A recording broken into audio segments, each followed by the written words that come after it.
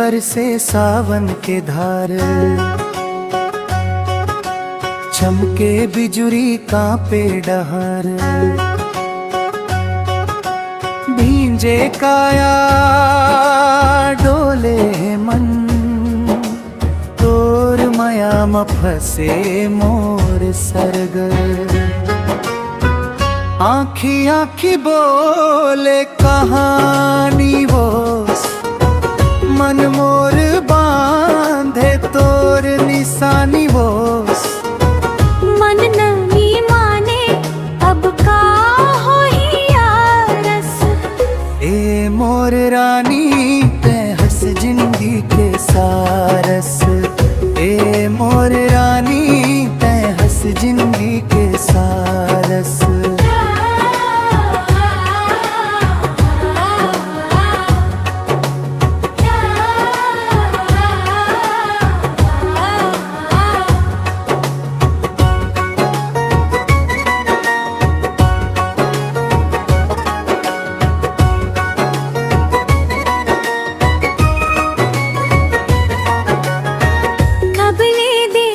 हाव तोर सपना,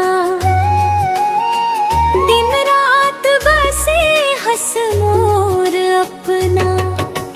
हंसी म तोर जादू समाए, दिल मोर तोरे चमहराए। आँखी में आँखी जब मिल जाते, सांस मोर ठहर के चल जाते। डारे बिना सब सुना संसारस, ए मोर रानी ते हंस मोर आधारस।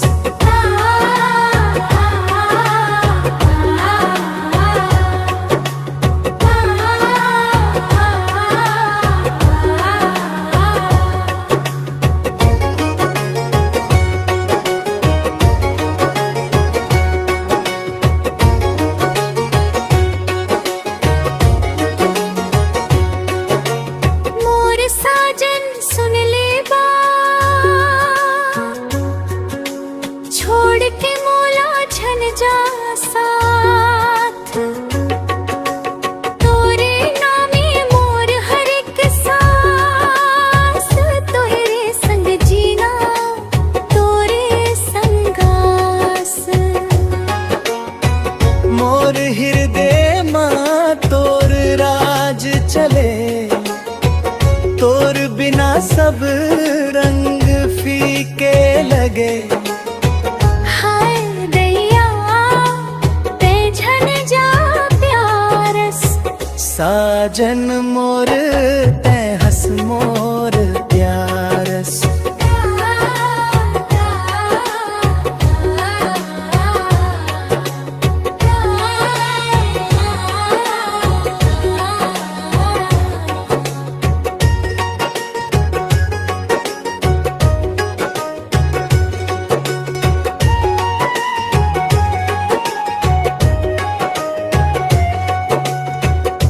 माया के धागा जोड़ देना, जुदाई के डर तोड़ देना।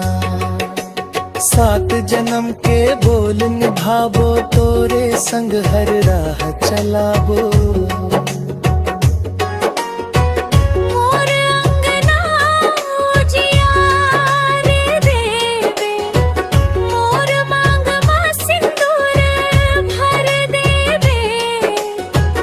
हाय दैया ते झन जा पारस, साजन मोर ते हंस मोर